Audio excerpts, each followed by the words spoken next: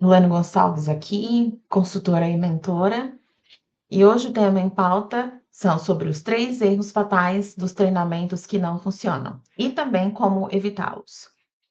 Eu venho já nos últimos anos trabalhando como consultora para diferentes organizações, diferentes segmentos, diferentes níveis de maturidade, com também diferentes culturas de práticas de treinamento. Então, tem organizações que têm isso muito bem desenvolvido, já implementou diversos programas, já conseguiu ver resultados, desdobramentos ao longo do tempo. E tem organizações que ainda não têm essa cultura desenvolvida, que muitas vezes têm o costume, por exemplo, de aprender on the job, ou seja, enquanto se faz, quando a pessoa nova chega, a pessoa que já está dentro da organização ensina o que usualmente é praticado, enfim. Então, a gente tem uma série de contextos. Entre esses 2 pontos, você tem aí uma série de diferentes cenários. E ao longo desses projetos, ao longo do encontro com esses clientes, eu tenho tido a oportunidade de compreender mais a fundo quais são os principais erros ou quais são as principais falhas estratégicas que, no final das contas, impactam os resultados de forma negativa. Então eu vou inverter um pouco a lógica, porque usualmente eu começo trazendo uma base para então explicar quais são os erros ou potenciais falhas do processo. Dessa vez eu vou começar pelas falhas do processo e aí em seguida compartilhar um pouco com vocês a minha base, a minha metodologia de trabalho, como que eu consigo visualizar o processo de gestão de treinamento e desenvolvimento de uma maneira mais ampla e estratégica. Bom, então vamos lá. Eu trago aqui para a gente começar uma proposta de definição da área ou da função de treinamento e desenvolvimento. A gente pode entender TD como uma função organizacional que cria programas para ajudar grupos de colaboradores. Então, a gente pode falar de líderes, podemos falar de equipes, podemos falar de funções, podemos falar de comitês, enfim, indivíduos também. Então, para ajudar esses grupos a desenvolverem habilidades específicas. A gestão dessa área tem 3 propósitos práticos: melhorar o desempenho individual no trabalho, atrair e reter talentos, inclusive fazendo parte de potenciais planos de desenvolvimento individual, e também ajudar as organizações e as empresas como um todo a se adaptarem a mudanças. A gente tem um grande exemplo atualmente, que é a ascensão da inteligência artificial como nós a conhecemos hoje, e certamente isso implica em uma série de programas que as empresas precisam pensar e implementar para trazer esse conhecimento, esses novos conhecimentos para os funcionários, para os colaboradores, para que eles possam implementar e integrar isso no dia a dia do trabalho. E ainda mais, esse é um exemplo ainda mais sensível, digamos assim, dada a velocidade de evolução e as novas ferramentas e recursos que são todos os dias lançados em inteligência artificial. Mas é claro, a gente pode falar também de uma série de outros temas, como a inteligência emocional, saúde mental, a chegada agora da NR1 para as organizações, dentre tantas outras vertentes. Na nossa agenda de hoje, então, a gente conversou um pouco sobre a definição e sobre as funções que exerce uma área, uma cadeira de treinamento e desenvolvimento. Vou conversar com vocês agora sobre esses 3 principais erros que eu tenho visto de maneira recorrente, similar nas organizações.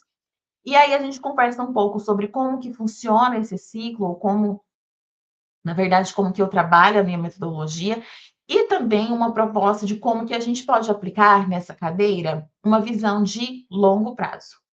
Eu sou a Arlene Gonçalves, sou consultora sênior, mentora, LinkedIn Top Voice, já tenho mais de 16 anos de carreira, trabalhei já em grandes corporações, como consultora venho trabalhando com pequenas, médias e grandes empresas, e vou compartilhar um pouco da minha experiência com você agora.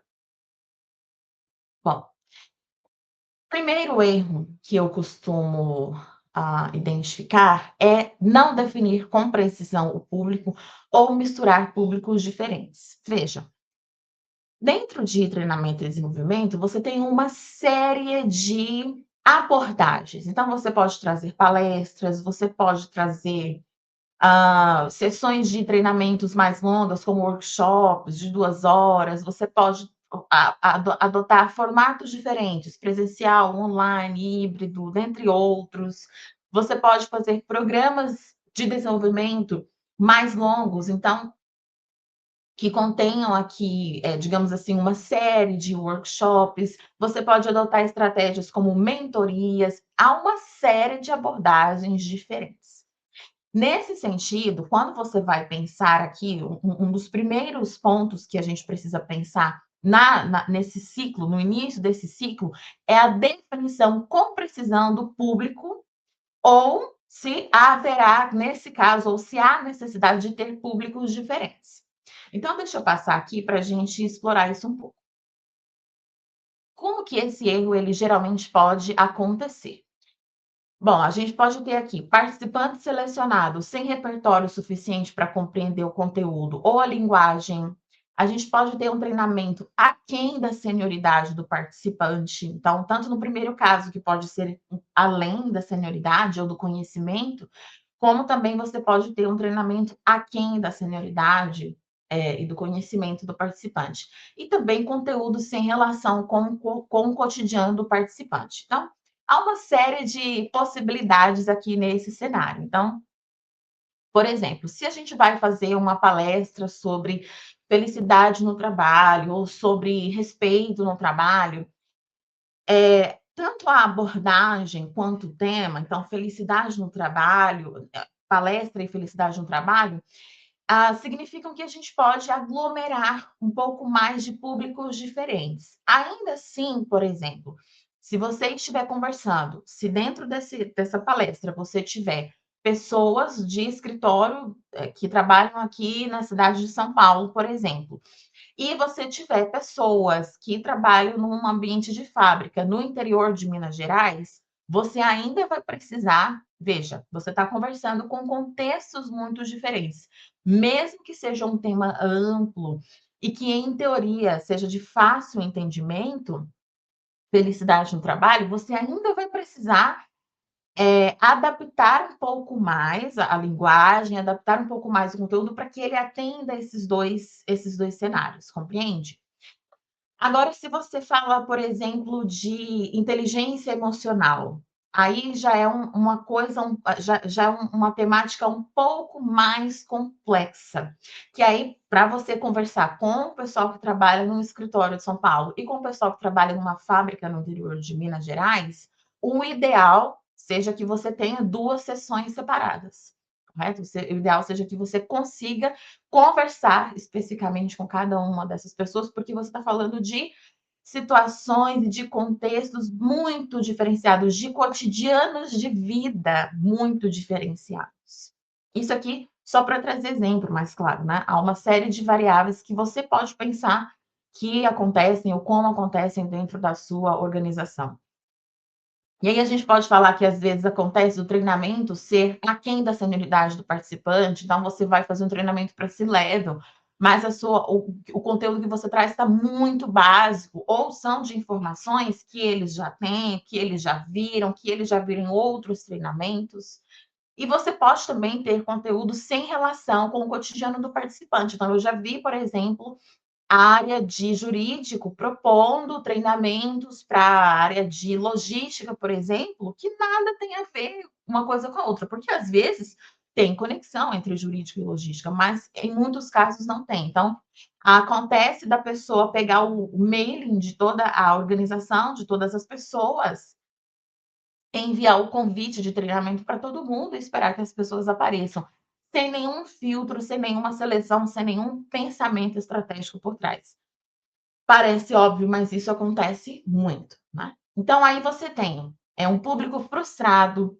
No médio e no longo prazo, você tem uma percepção negativa das estratégias de treinamento e desenvolvimento, ou seja, nossa, vamos chamar para mais um treinamento, será que vai ser tão insignificante ou tão irrelevante como aquele outro que eu fui e não tinha nada a ver comigo?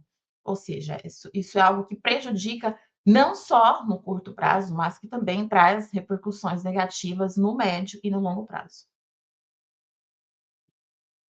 O segundo erro é não personalizar para os desafios do público-alvo. Esse é um esse é um fator com o qual eu lido desde quando eu ainda estava dentro, de uma empresa. Quando eu estava dentro de uma empresa, dentro ali sentada na cadeira de RH, eu fui a pessoa que saía olhando fornecedores, consultorias no mercado para contratar treinamentos. E eu me lembro muito especificamente de um treinamento que eu precisava, específico para a área de sustentabilidade na empresa na qual eu trabalhava, e que precisava ser, customizado, personalizado para aquele público, que tinha suas especificidades, que tinha os seus desejos para aquele momento, que tinha um determinado nível de conhecimento dentro daquela temática. E um dos fornecedores com os quais eu conversei, eu perguntei: "Vocês customizariam esse treinamento para essa área?" E eles: "Não, então, o que a gente tem aqui na nossa prateleira são os treinamentos A, B e C, e eles funcionam da forma XYZ." Veja, há muitos casos nos quais talvez treinamentos de prateleira, ou a receita de um único formato para todo mundo, talvez funcione. Eu particularmente não trabalho assim e confesso que ainda não encontrei um cenário onde isso seja verdade. Mas a prática de você personalizar, e uma das coisas que eu faço é imersão. Então, eu pego uma amostra do público com o qual eu vou conversar e troco ideia individualmente com essas pessoas para conhecer um pouco do cotidiano delas, de quais são os desafios que elas têm, quais são as principais entregas, quais são as coisas simples que elas fazem no dia a dia e quais são aqueles grandes desafios que estão atravessando o momento delas na organização. Enfim, eu faço esse trabalho, porque no final das contas a gente precisa trazer exemplos práticos e a gente precisa trazer ferramentas práticas para que eles lidem com os desafios do dia a dia. Se eu falar de uma maneira muito geral ou se eu falar coisas que não têm conexão com a realidade das pessoas, não vai funcionar para elas, né. Elas assim, ainda a gente acaba entregando um treinamento cuja ideia seja que as pessoas tenham a iniciativa e o trabalho de tentar fazer essa conexão ou de pensar nessa conexão. O que não acredito que seja algo muito irrazoável de se esperar, mas acaba sendo uma entrega incompleta, porque na verdade, na prática, nem todas as pessoas vão fazer essa conexão ou ter a iniciativa de querer fazer essa conexão, né. Então, assim, personalizar para os desafios do público-alvo é algo extremamente necessário. E um outro exemplo que eu tenho também é de um fornecedor que, na época, ainda dentro de uma empresa, eu contratei e que me prometeu treinamentos personalizados. E aí era para uma grande área que tinha sub-áreas e subsistemas. E aí eu perguntei: "Ok, então como que você vai personalizar? Você vai conversar com pessoas das equipes que vão atender o treinamento?" Aí ele: "Nossa, então a gente pode fazer isso." Não era algo que ele tinha mapeado ainda. Ele fez uma conversa, na conversa, infelizmente, ele não foi preparado o suficiente para fazer perguntas, para de fato entender a realidade e os desafios daquela área. E no final das contas, ele apresentou treinamentos absolutamente iguais para todo mundo. Não conseguiu, de fato, efetivar a personalização que era desejada. Bom, o terceiro, então aqui o primeiro erro, ele trata-se sobre o público, o segundo trata-se sobre o desenho, né, então não personalizar para os desafios do público-alvo, e o terceiro trata-se sobre o ritmo, então transmitir muito conteúdo ou muitos temas de uma vez. Aí a gente conversa um pouco sobre esse. Veja, é compreensível que a gente tenha, às vezes, um pouco de ansiedade nos profissionais de treinamento e desenvolvimento, e de RH como um todo, e líderes como um todo, né. Porque, de fato, nas organizações, a gente tem, limitação de recursos. Então, você tem tanto limitação de recursos financeiros, quanto de pessoas, quanto também de tempo, e especialmente quanto mais você sobe na hierarquia, mais limitado ainda é o tempo que você tem para poder promover treinamentos ou outras estratégias de desenvolvimento. Então acaba que muitas vezes, quando surge a oportunidade, a gente vem e a gente tenta colocar muito conteúdo ou muitos temas de uma vez.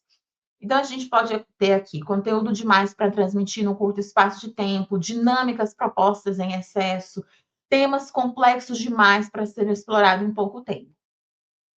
Então, um exemplo que é um dos primeiros que me vem à cabeça é de um cliente que há algum tempo, ele ia fazer um evento maior, um encontro maior, um team building, e dentro desse team building ele tinha 30 minutos para falar de um tema específico, e ele me contratou para esse tema específico.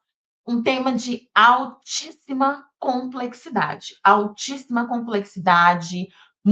com muitos conceitos, um tema que exigia um tato muito grande para conversar com o público, porque mexia em questão de valores, em questão de visão de mundo. Hã, e, além de eu ter somente 30 minutos, esse cliente pediu que durante esses 30 minutos eu fizesse uma dinâmica, eu exibisse um vídeo e tivesse espaço para participação, perguntas e respostas. Gente, nem se a gente estivesse falando de fazer uma receita de mingau de aveia, em 30 minutos talvez desse para fazer todas essas coisas. É claro que esse é um caso, assim, que eu considero talvez excepcional e extremo, mas há muitos outros nos quais você pede para fazer temas muito complexos durante 1 hora, e aí às vezes você ainda junta vários públicos ali junto com o erro 1, enfim.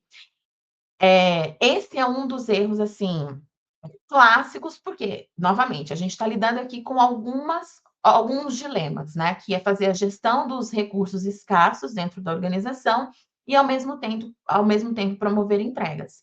Mas acontece que, se a gente não fizer uma gestão mais sábia e mais estratégica aqui em relação à quantidade de conteúdos e temas, enfim, de informações que a gente está transmitindo, a gente vem aqui e avança para a parte de carga, eleva a carga cognitiva do cérebro, que causa fadiga, degrada a memória e faz os participantes se desconectarem e perderem a atenção.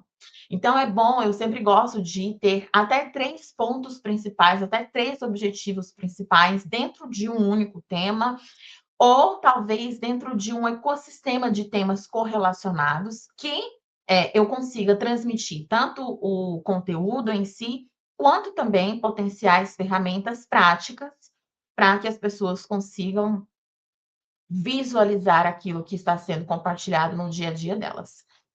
Tudo isso, gente, demanda, claro, muita estratégia, personalização, conhecer o público e estar disposto a colocar um pouco a mão na massa na fase de planejamento, antes de fazer o treinamento em si. E é nesse sentido que eu quero compartilhar com vocês, o meu método de trabalho, né, o que eu chamo do ciclo de gestão, da gestão de treinamento e desenvolvimento. Então ele tem aqui 4 etapas. Análise e avaliação inicial, então a gente tem inclusive termos mais técnicos como needs assessment ou learning assessment, coisas desse tipo. Você tem a fase de desenho e desenvolvimento, entrega e implementação e também de avaliação e relatório.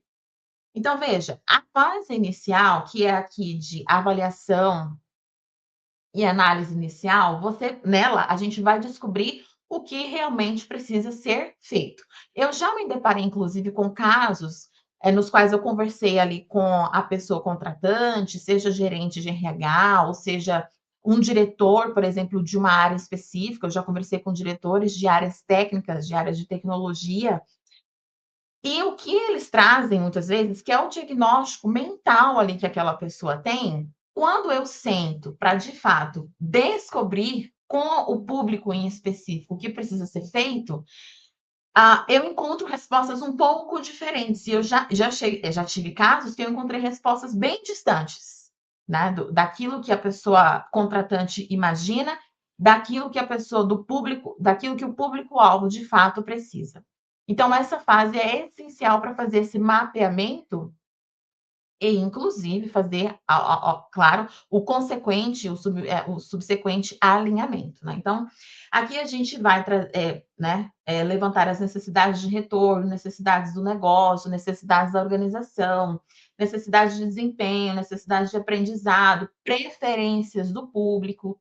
Então eu já cheguei, por exemplo, nessa fase de diagnóstico, a identificar que a a melhor abordagem que eu tinha para aquele determinado público seria fazer um treinamento, uma roda de conversa, barra treinamento, durante o almoço daquelas pessoas. Então, veja, se faz realmente essencial termos essa parte aqui de análise e avaliação.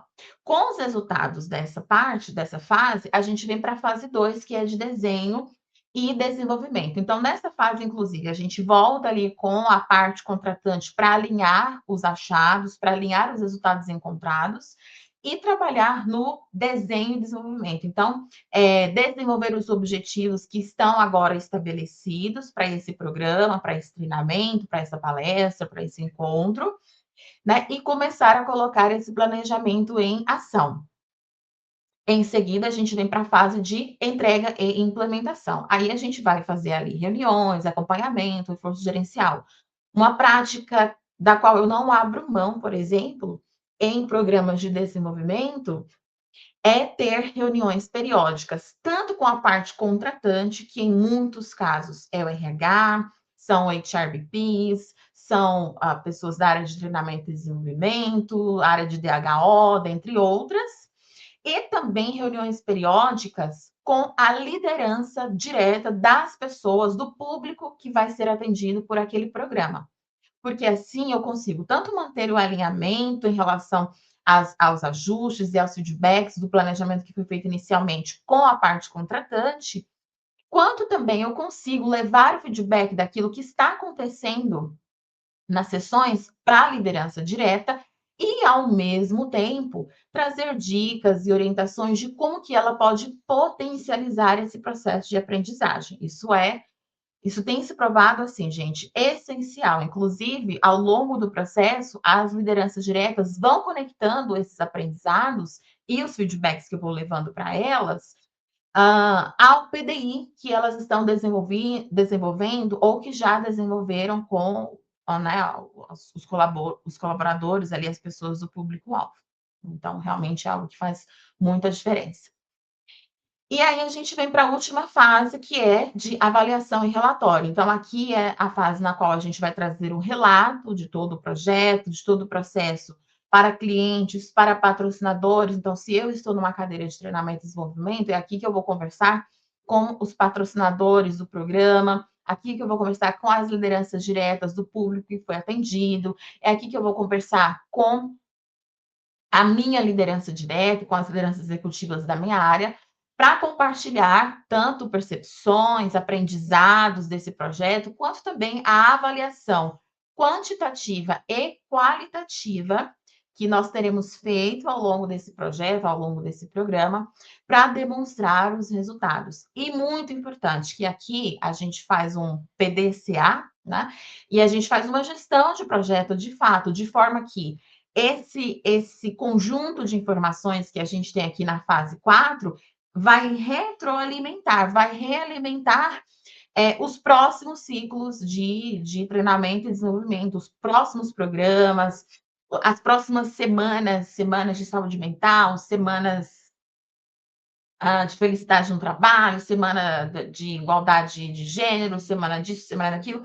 Ou seja, todos os aprendizados que a gente coleta em várias dimensões. Então, tanto em relação ao tema em si, tanto em relação à própria gestão do projeto em si. Então, né, como que foi a contratação do fornecedor, como que foi a gestão do budget, quais que foram os imprevistos, como que a gente lidou com eles. Então, assim, tem aqui uma série de aprendizados em uma série de dimensões que, se devidamente documentados, se devidamente registrados e reportados, e aqui a gente fala inclusive de gestão do conhecimento, eles vão realimentar aqui todo o processo, eles poderão ser ferramenta fundamental para realimentar todos os demais processos e projetos dentro da área de treinamento e desenvolvimento.